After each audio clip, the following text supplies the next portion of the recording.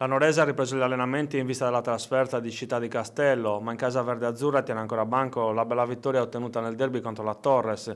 Queste le parole a fine gara dei protagonisti. Diciamo che è un risultato un po' bugiardo. Abbiamo portato a casa sempre i 3 punti, però probabilmente meritavamo qualcosa in più perché abbiamo costruito tantissimo. Secondo me abbiamo fatto un'ottima prestazione, però diciamo che va bene così perché comunque sia la vittoria era importantissima oggi.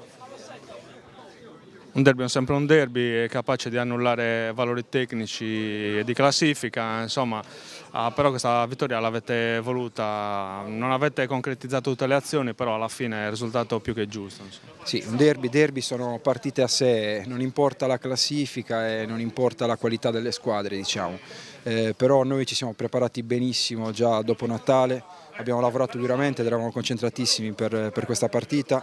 Penso che comunque sia, abbiamo fatto una grande prestazione come ho detto prima e abbiamo meritato di vincere. No, sapevamo che l'unica cosa che contava in queste partite, che magari sulla carta sembrano semplici, è vincere, perché alla fine abbiamo fatto una partita tecnicamente secondo me ottima, abbiamo creato tantissimo e se non la butti dentro vai nello spogliatoio che hai perso 2 punti. Invece per fortuna siamo riusciti a far gol e a non prenderlo, l'abbiamo portata a casa e siamo contenti soprattutto per tutta la gente che ci ha seguito perché era importante sia per noi che anche per loro.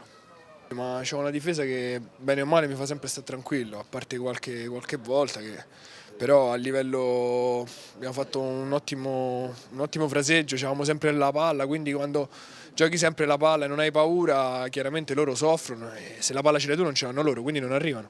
E era importante, l'abbiamo preparata soprattutto il mister dal punto di vista mentale perché questa è una partita strana che c'è solo da perdere perché tu ora mi dici ho vinto, hai fatto il tuo, se perdevo era un disastro, quindi va bene così e continuiamo così.